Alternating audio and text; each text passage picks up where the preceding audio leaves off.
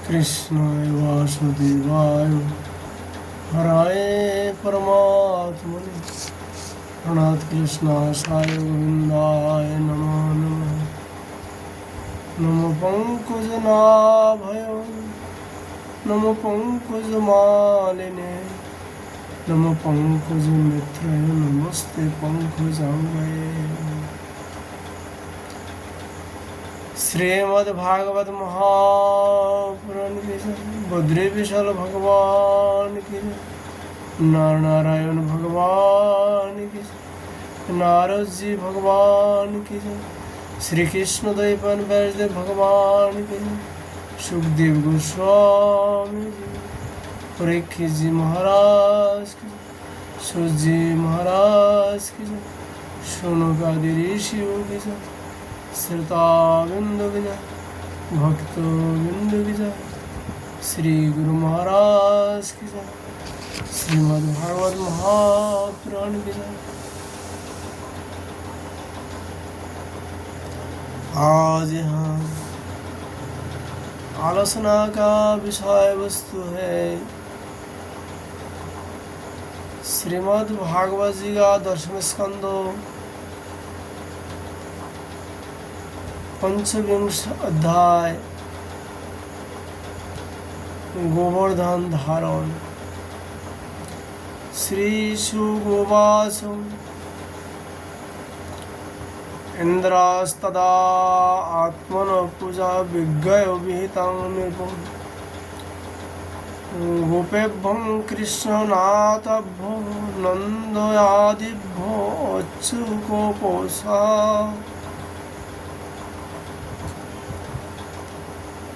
श्री सुखदेव गोस्वामी जी राजा परीक्षित से कहा, परीक्षित,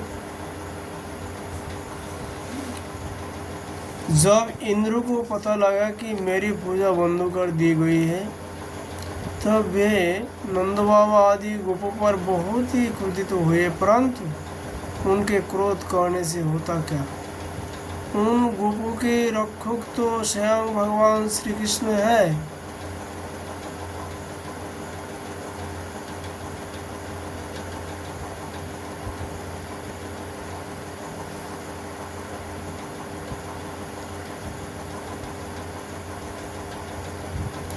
इंद्र को अपने पद का बड़ा घमंड था।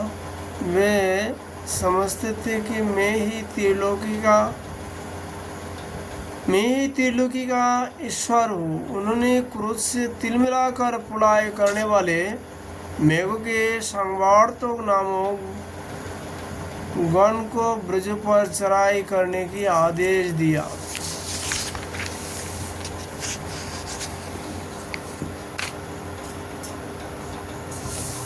और कहा, ओहो, इन जंगली ग्वालों को इतना घमंड, सचमुच यह धन का ही नशा है। भला देखो तो सही, एक साधारण मनुष्य कृष्ण के बल पर उन्होंने मुझ देवराज का अपमान कर डाला। जैसे पृथ्वी पर बहुत से मंदबुद्धि पुरुष भवसागर से पार जाने के सच्चे साधन ब्रह्मविद्यों को तो छोड़ देते हैं और नाम मात्र की टूटी हुई नाव से कर्ममय जग्गू से इस घोर संसार सागर को पार करना चाहते हैं। कृष्ण भगवादी नादान, अभिमानी और मूर्ख होने पर भी अपने को बहुत बड़ा ज्ञानी समझता है। वह स्वयं मृत्यु का ग्रास में है, फिर भी उसी का सहारा लेकर इन ओहिरों के मेरी अवहेलना की है।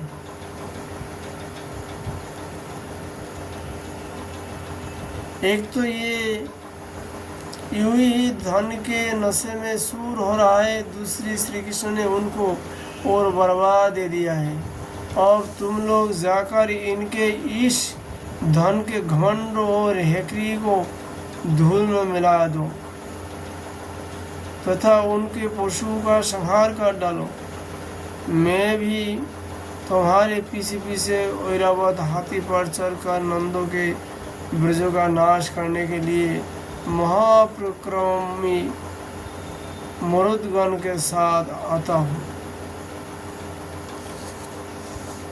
सुगवासेत्थं मगवाता ज्ञातं मेघा निमुक्त बंधना नंद गोकुलमाशुरोई पीड़ायामाशुरो जसा। सुखदेव जी कहते हैं, परीक्षित,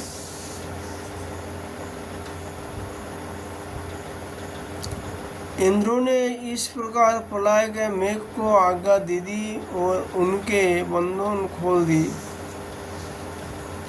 अब वे बड़े वेग से नंद बाबा के ब्रज पर चढ़ आए और मूसलाधार पानी वर्षा कर सारे ब्रज को पीड़ित करने लगे। चारों ओर बिजली चमकने लगी, बादल आपस में टकरा कर करकने लगे और प्रचंड आदि की पूर्णा से वे बड़े बड़े ओले बरसाने लगे। इस प्रकार जब दल के दल बादल बार बार आकर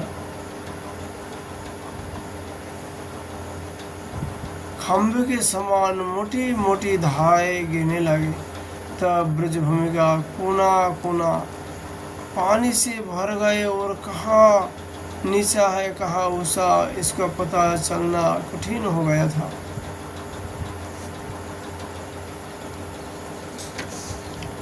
इस प्रकार मूसलाधार वर्षा तथा झंझावात के झपट से जब एक पशु ठिठुरने और कांपने लगा तो ग्वाल और ग्वालिनी भी ठिठुरने की मारे अत्यंत व्याकुल हो गई। तो वे सब के सब भगवान श्री कृष्ण की शरण में आए। मूसलाधार वर्षा से सताए जाने के कारण सबने अपने अपने सिर और बच्चे को निहुक कर अपने शरीर के नीचे छिपा लिया था और वे कांपते कांपते भगवान के चरण शरण में पहुंचे और बोले, प्यारे श्री कृष्ण, तुम बड़े भाग्यवान हो। अब तो कृष्ण केवल तुम्हारे ही भाग्यों से हमारे रक्षा होगी। प्रभु, इस सारे गोकुल के एकमात्र स्वामी, एकमात्र रक्षक तुम ही हो। भक्त वत्सल इंद्र के क्रोध के अब तुम्हारी हमारी रक्षा कर सकते हो। भक्त वत्सल इंद्र के क्रोध से अब तुम ही हमारे रक्षा कर सकते हो। भगवान ने देखा कि वर्षा और ओलों की मार से पीड़ित होकर जब बेहोश हो रहा है, वे समझ गए कि यह सारी करतूत इंद्र की है। उन्होंने क्रोधवश ऐसा किया। वे मन ही मन कहने लगा, हमने इंद्र का यज्ञ भंग कर दिया है।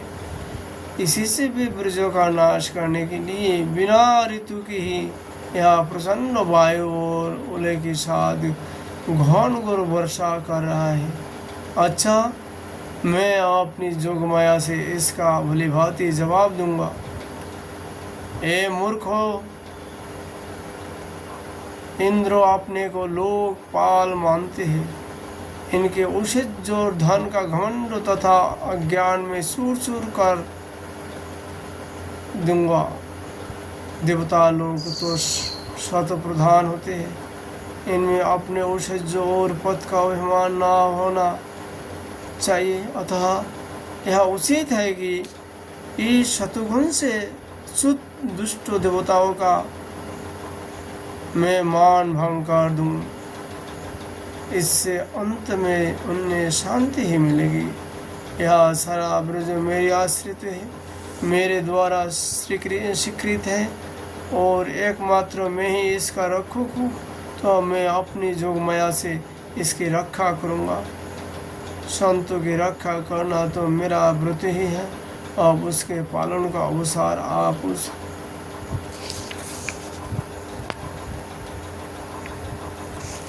जो केवल एक बार मेरी शरण में आ जाता है और मैं तुम्हारा हूँ इस प्रकार याचना करता है, उसे मैं संपूर्ण प्राणियों से अभय कर देता हूँ।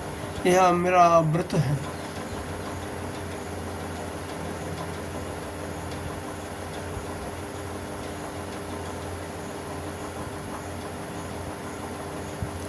इस प्रकार कहकर भगवान श्री कृष्ण ने खेल खेल में एक ही हाथ से गिरिराज गोवर्धन को उखाड़ लिया और जैसे छोटे छोटे बालों बरसाती सत्य के पुष्पों को उखाड़ कर हाथ में रख लेते हैं, वैसे ही उन्होंने उस पर्वत को धारण कर लिया।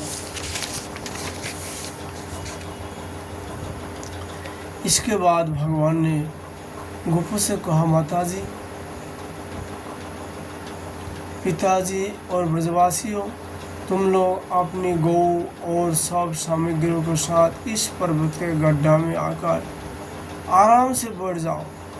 देखो, तुम लोग ऐसे शंका ना करना कि मेरे हाथ से यह पर्वत गिर पड़ेगा। तुम लोग तनिक भी मत डरना। इस आदि पानी के डर से तुम्हें बचाने के लिए ही मैंने यह युक्ति रची है। जब भगवान श्री कृष्ण ने इस प्रकार सबको आश्वासन दिया, ढाढ़स बधाया, तब सबके सब ग्वाल अपने अपने गोधन शक्रों, आश्रितों, पुरोहितों और भित्तों को अपने अपने साथ लेकर सुविधि के अनुसार गोवर्धन के गड्ढे में आ घुसे। भगवान श्री कृष्ण ने जब ब्रजवासी को देखते देखते भूख, प्यास की पीड़ा, आराम, विश्राम की आवश्यकता आदि सब कुछ भुलाकर 7 दिन तक लगातार उस पर्वत को उठाए रखा। वे एक डग भी वहां से इधर उधर नहीं हुआ। श्री कृष्ण की जोगमाया का यह प्रभाव देखकर इंद्रों के आश्चर्य का ठिकाना न रहा।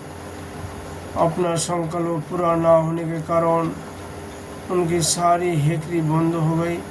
वे भुसुक से रह गए। इसके बाद उन्होंने मेघ को अपने आप वर्षा करने से रोक दिया। जब गोवर्धनधारी भगवान श्री कृष्ण ने देखा कि वह भयंकर आदि और घनघोर वर्षा बंद हो गई, आकाश से बादल छट गए और सूर्य दिखने लगी, तो उन्होंने गोपों से कहा, मेरे प्यारे गोपों, अब तुम लोग निडर हो जाओ और अपनी स्त्रियों, गोधन तथा बच्चे को साथ बाहर निकाल आओ। देखा, आदि पानी बंद हो गया, तब नदियों का पानी भी उतार गया। भगवान के वही से आज्ञा पाकर अपने अपने गोधन, स्त्रियाँ, बच्चा और बुरों को साथ ले तथा अपने सामग्री चक्रों पर लाद कर धीरे धीरे सब लोग बाहर निकल आए। सर्वशक्तिमान भगवान श्री कृष्ण ने भी सब प्राणियों को देखते देखते खेल खेल में ही गिरिराज का पूर्व पर्वत उसकी स्थापना कर दिया। ब्रजवासियों का हृदय प्रेम के आवेग से भर रहा था। पर्वत को रखते ही वे भगवान श्री कृष्ण के पास दौड़ आए। कोई उन्हें हृदय में लगाने और कोई सुनने लगा। सब ने उनका सत्कार किया। बड़ी बुरी गोपियों ने बड़े आनंद और स्नेह से दही, चावल, जल आदि से उनका मंगल तिलक किया और उन्मुक्त हृदय से शुभ आशीर्वाद दिए। जशोदा रानी, रोहिणी जी, नंद बाबा और बलराम ने श्रेष्ठ बलराम जी ने स्नेहातुर होकर श्री कृष्ण के हृदय से लगा लिया तथा आशीर्वाद दिए। सुखदेव जी कहते, परीक्षित, उस समय आकाश में स्थित देवता, साध्य, सिद्धि, गंधर्व और चारण आदि प्रसन्न होकर भगवान की स्तुति करते हुए उन पर फूलों की वर्षा करने लगे। राजन स्वर्ग में देवलता लोग शंख और नौवाद बजाने लगे, तो तुम्हारो आदि गंधर्वराज भगवान की मधुर लीलाओं का गान करने लगे। इसके बाद भगवान श्री कृष्ण ने ब्रज की यात्रा की। उनके बगल में बलराम जी चल रहे थे और उनके प्रेमी ग्वाल बाल उनके सेवा कर रहे थे। उनके साथ ही प्रेममयी गोपिया वो भी अपने हृदय को आकर्षित करने वाले, उसमें प्रेम जगाने वाले भगवान के गोवर्धन धारण आदि लीलाओं का गान करते हुए बड़े आनंद से ब्रज में लौट आए।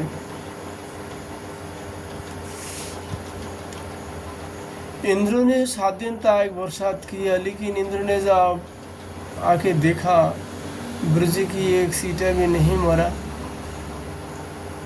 तो अब उन्होंने घबराए गए थे। 7 दिन का पानी कहाँ गए?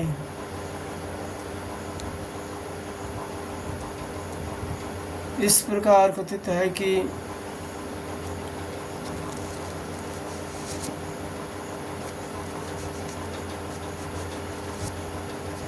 अगस्त मुनि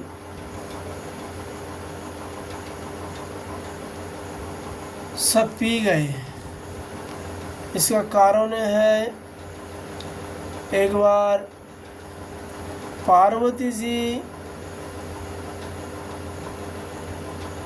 अगस्त जी को निमंत्रण किया भोजन करने के लिए, तो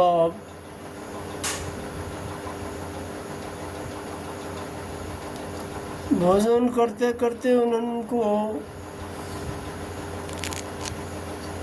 सारी सामग्री, पार्वती जो सामग्री तैयार किया था सारी खा गए, लेकिन उनको पूर्ति नहीं हुआ।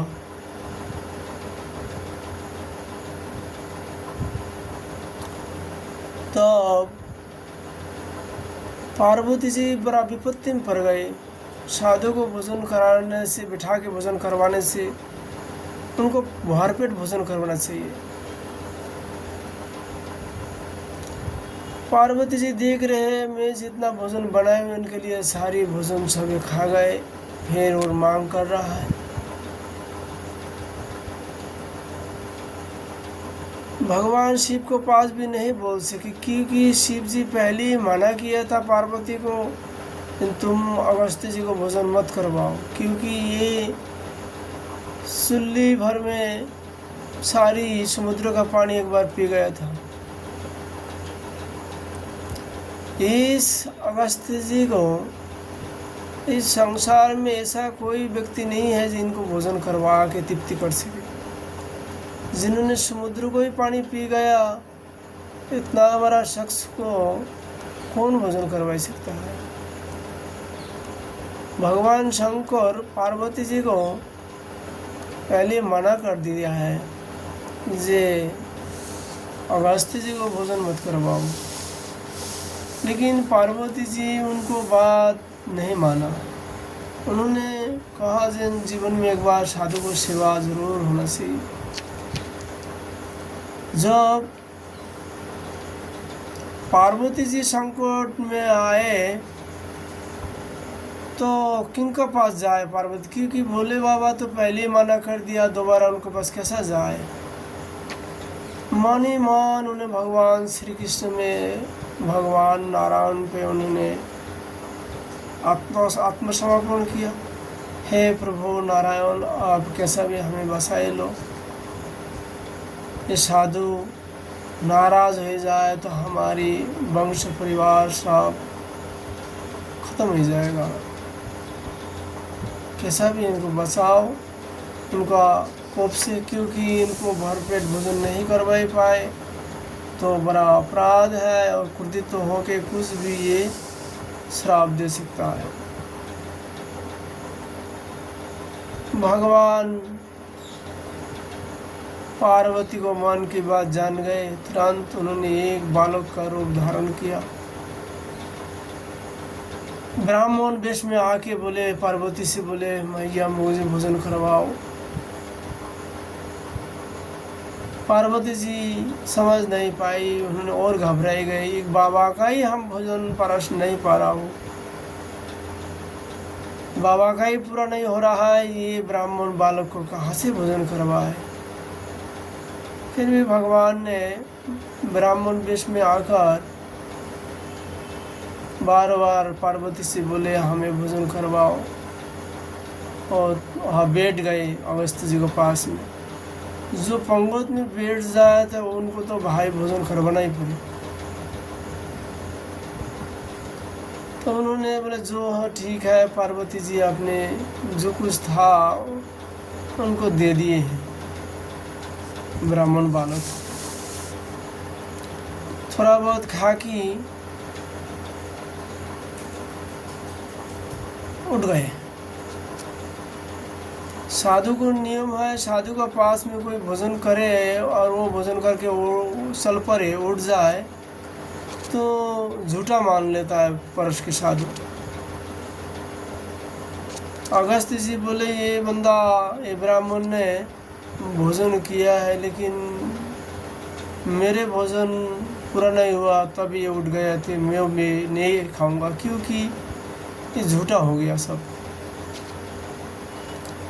अगस्त्य जी बोले हमें पानी पिलाओ। भगवान ब्राह्मण बालक रूप में वही उस समय खा रहा था।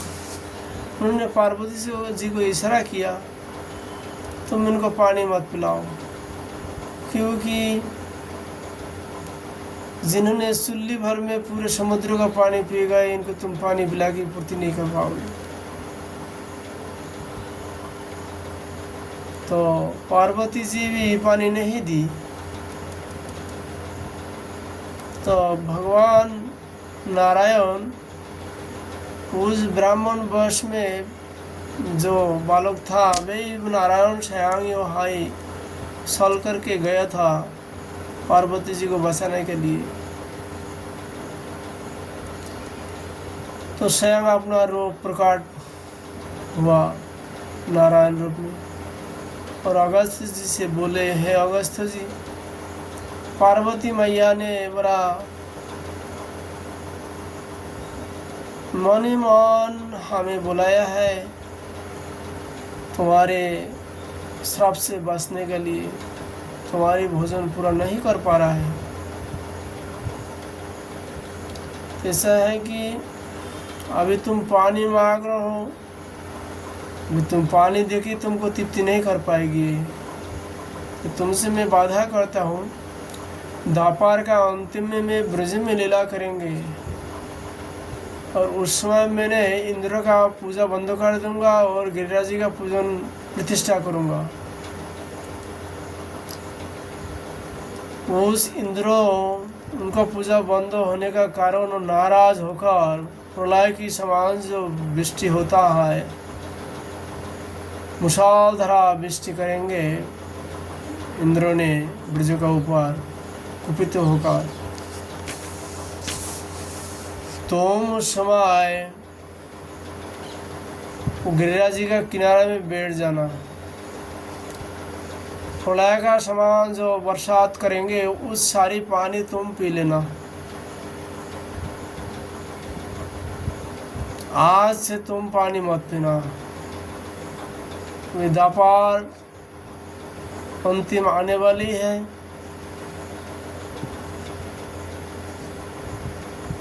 भगवान यहाँ कहाकार अंतर्धान हो गए। जब भगवान ब्रज में लीला प्रारंभ किया तो उन्होंने ध्यान रखा है कब इंद्र ने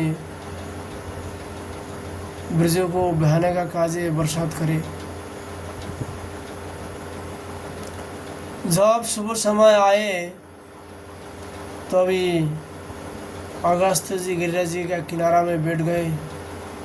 प्रलय का समान जो इंद्र ने बरसात करवाया है वो सारी पानी अगस्त्य जी सब पी गया था। इसलिए जितना ही बरसात किया था इंद्र ने करवाया था, एक भी बूंद ब्रज में नहीं पड़ा। सारी पानी अगस्त्य जी पी गए थे। इसलिए ब्रज की अन्य जानवर की बात तो क्या है, एक सीटा भी नहीं मरा। मनुष्य को तो और बात ही नहीं है।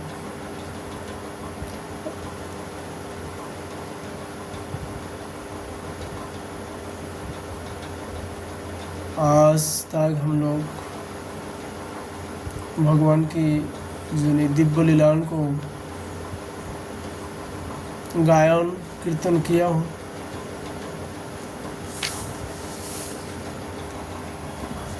इस प्रसंगों को परंपरा चले आए, महापुरुष का मुख से श्रवण करके आए हो।